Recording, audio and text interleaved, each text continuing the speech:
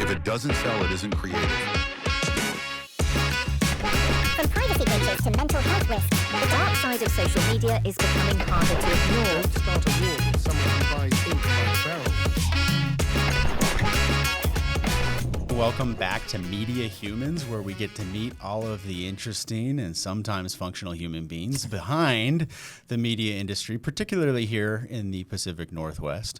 We've got Matt Diefenbach from Turnstyle, and I've had the pleasure of knowing Matt for a couple of years now. We met through MCEI in Seattle. Thanks for having me here today, Brian. Yeah. Okay, tell us a little bit about Turnstyle, where Turnstyle's been, and kind of where you're at right now. Yeah, sure. So Turnstyle is a brand design consultancy located in Seattle, the Fremont neighborhood. We made our migration all the way from Ballard to Fremont. Oh, that's bold. Yeah, over 20 years. It took us 20 years to move about a half a mile. Well, you all built a beautiful studio or office area there, right? Thank you. Yeah. We're right on the Burke-Gilman Trail. And of course, we built that with the idea in pre-pandemic times that it was going to be a bustling place for creatives to thrive and clients to come and do creative work. And it still is that, but the visitations are a little fewer and a lot of our team works remotely. We have a distributed model for our team now. So that's one of the nice things about the work that we do as a brand firm is, brand is sort of doesn't have boundaries. Mm-hmm. It doesn't have sort of industry specifics. It's a global need that clients of all industries and of all shapes and sizes need a little bit of to be known, understood, and different.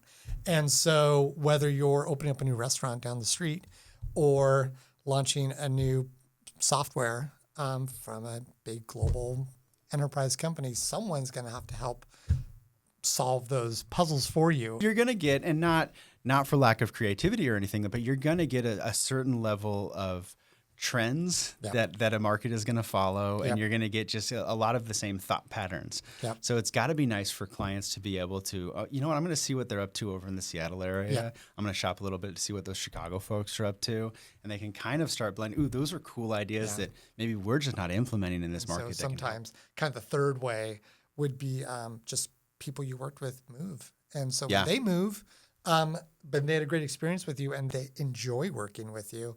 And did you treat them nicely? And it's like all those things, right? Like beyond like the work you're doing, it's all about the rapport. And I have a psychology degree. Like I didn't know that. So I don't design. Okay. I never took a business class. And I run the business of a branding firm.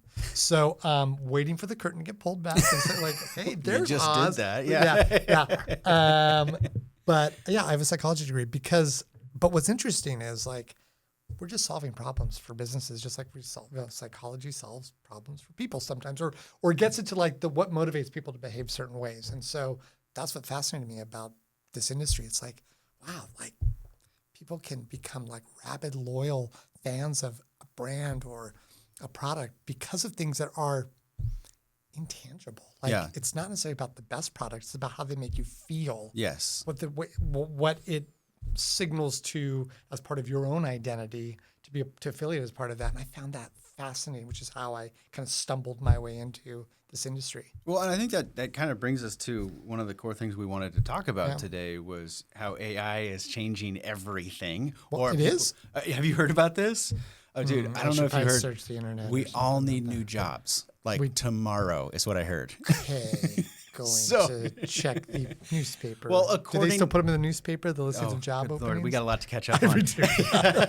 But no, like we've talked a ton about AI on this podcast. Yep. And I think I love that I did not know you majored in psychology, and I think that's such a cool intro to this conversation. So, right now we talk about AI, and you've got kind of two people who are either way too excited or way too afraid of AI, in my opinion. Mm-hmm. And I think that what both people are missing in those conversations is the human element of everything. You know, you talk about in the video side, and this is just my world, so this is where I come from. Brandon Bowman, who was our creative director, was on our first episode, and he talks about the uncanny valley in video, where you can have a perfectly computer-created scene, but something just feels off. The affect of the character doesn't make sense. They're not moving well.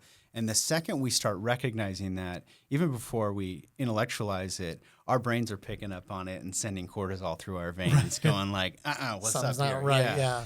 And so that's what I really think is an important conversation when we're talking about things like building a brand. And some of these things, it can feel very ethereal to some folks who haven't been through the process before. Right? Yeah. Because a brand is sort of a series of signals that you internalize to mean something.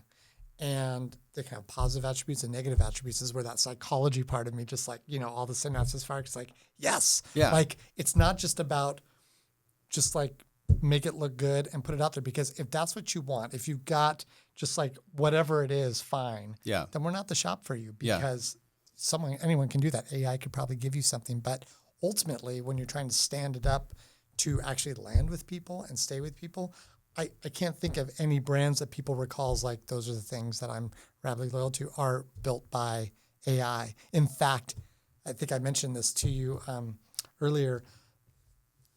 The AI companies call us to build their brands. Shocking. Because what's the one thing AI can't do? Be human. Build its own IP. Yeah. Oh. Two. Do you like how confidently I answered that wrong? It's both though. It is Yeah. both, but it's Yeah. not generating it based on its own consciousness. I mean, maybe that's a few steps ahead, right? People are talking about when We'll see. but we'll see, right? Yeah. But today's AI is just pulling information. It's learning what's out there and available. Yeah. So if you're trying to create something that has to be defensible from a trademarking standpoint, which ultimately, if you're a business that has a plan to sell your company or get on, you have to have the brand. It has a huge market value to your sale.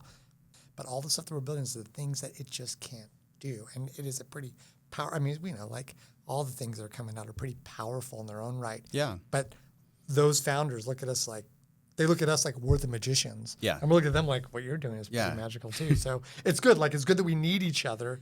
But they don't, never in a meeting do we get one of these like, well, we could have done, our tool could have done this. Yeah. It can't. It can't. So there's the IP part, but there's also, to your point, like the human part, because what you're doing is bringing forward an idea that the founders, oftentimes, because that's where we work with either founders or senior leadership, C-suite, or private equity companies, whatever it is, they have an idea of what this thing needs to be, but they don't know how to articulate it. They actually don't know how to solve it. Yeah. So the reason why I said we're not a design firm, but Yeah. we're a brand consultancy is because actually what we more often start at is the conversations of our brand just acquired this brand. Yeah. And it's a mess of brands coming together. We're not exactly sure how to reconcile organizationally how we're going to come together. We use brand as a tool to help reconcile the business decisions, right? Like, okay, let's figure out where the equity is. Let's figure out who the target market is. How do we position it? Which brand has the better story to tell or needs to reposition itself to tell that story? And then how do we reconcile the structure of the products, the brands, the groups or under that new brand or under the assimilated brand to then become the organization's sort of playbook. So it's interesting, like we use brand more often than not to actually solve bigger business problems. And I've seen this with, so that's not part of the process that we ever do. Mm-hmm. We're usually working with somebody else who's managing that, and then we're doing a lot of the video and advertising behind Around it that that. comes Yeah. later, right? But it's so much fun to be in the room when these processes are unfolding, because it's so much more than designing a logo or a voice, or even, hey, which archetypal movie character would we be, kind of thing, right? Right. It's in those and those are fun conversations to have. Yeah, they're really fun. But you also see senior leadership of some very smart people in charge of some very big decisions connecting with each other. And so sometimes this branding conversation can instigate a lot of those tabled conversations. Yeah, no, it really does. It's like it becomes the platform by which a lot of other things have to get resolved. I mean, that's the interesting part about why we're still relevant in spite of, we used to build websites in Flash, and then this thing came along, and we're like, oh shit, What do we do? how do we do that? It's like learn it, figure it out, and then you have to start to design brands that start here. Yeah. And then go out. And then you start brands that only live here. And like, we didn't have that. We carved our teeth in print brochures and annual reports and like, you know, cool logos that went on big buildings, like not like a digitally native company where the most you're ever going to see this brand is in a watermark on a video. Yeah. Or, you know, or a phone screen. Exactly, on a phone screen. So so adapting is really important, but at the same time, like the brand is always there. And so if you can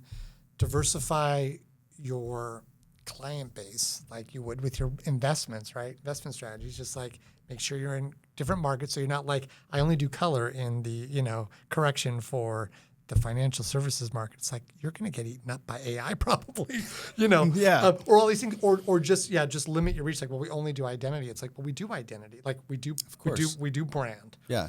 And with brand comes visual and verbal expression of that thing you just solved for them. Yeah. Then you get to make stuff, right? It's like, well, now let's figure out how we interpret that through a design system and through a messaging platform. And then let's go make some shit that actually reflects this. The things that people come in touch with. And obviously it starts with the digital front door, which is the website. So we build a lot of websites, but then it's like all the video in particular, like what you're doing is only growing in its reach versus like. We are finally seeing branding firms including video cues in their branding guides now. Yeah. Yeah. Where it's like, hey, here's our cool curve. Yep.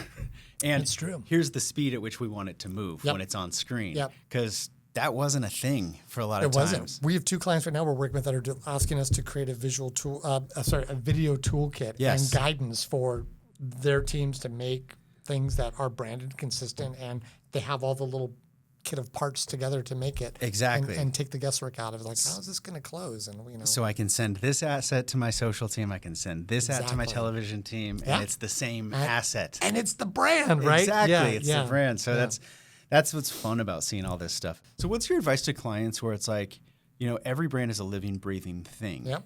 And, you know, no project is ever done.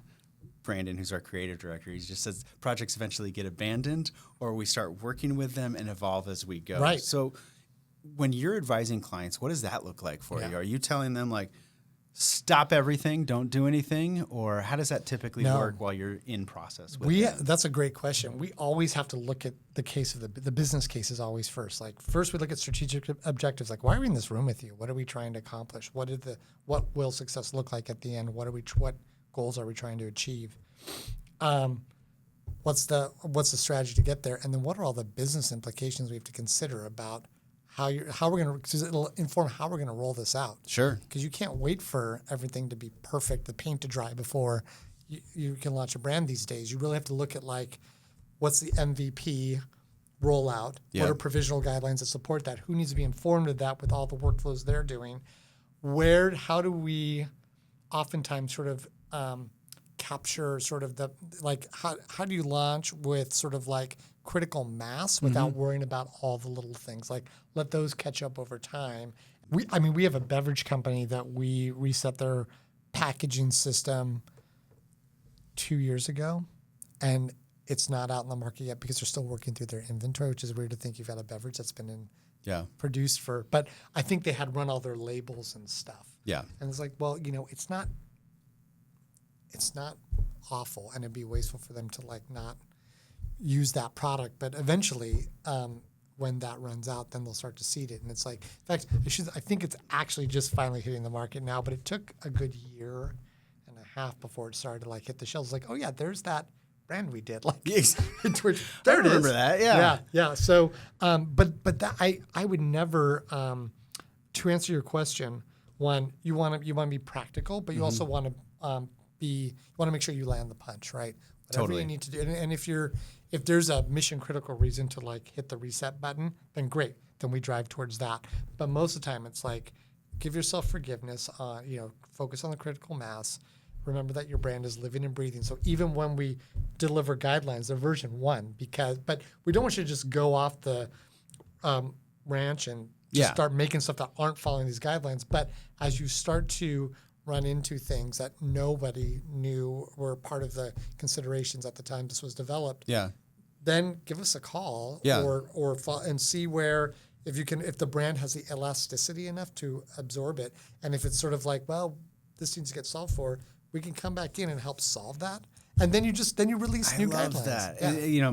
It's the Mike Tyson quote of everybody's got a plan until they get punched in the face, right? So once a brand hits the market, you're going to have key stakeholders who are going to come back either with ideas to supplement what you've just done, or with some tough news of like, this just doesn't work for this reason, right?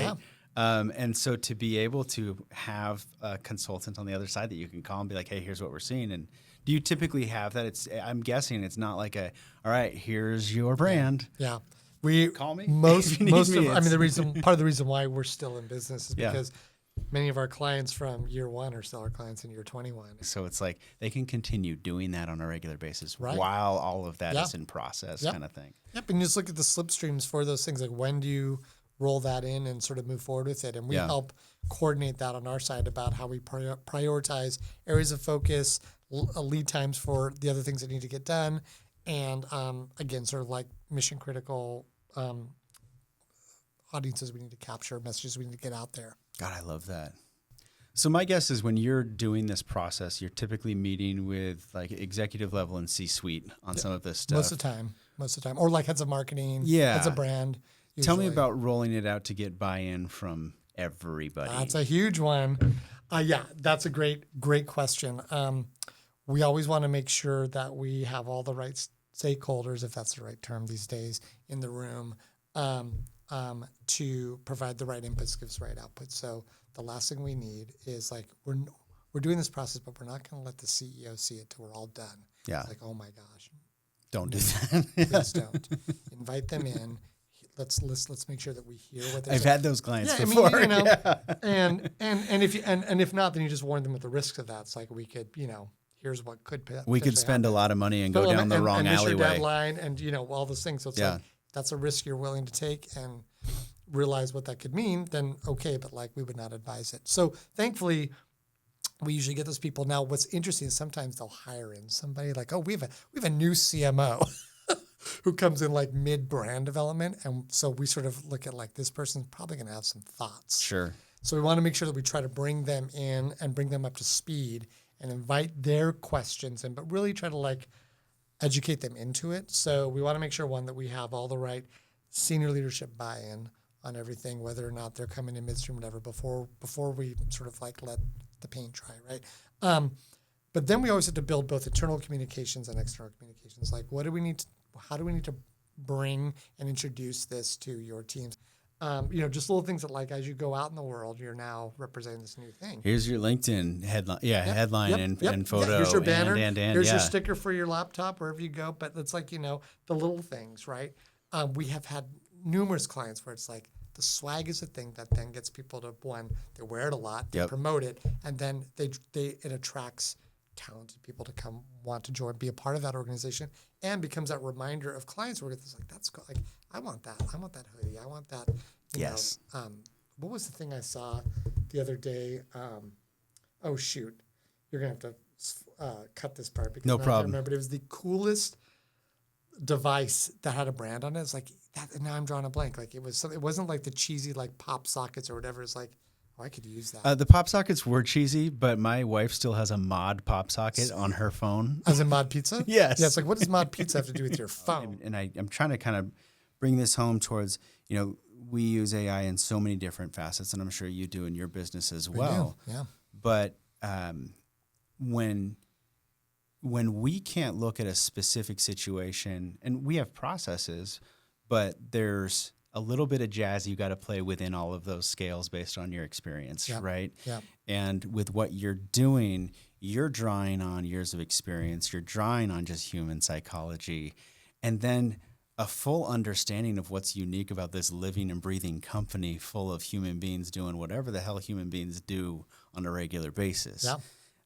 That's not something, I think a lot of times they use the term democratize for AI because it makes it sound like, quite frankly, we should stop paying creative people.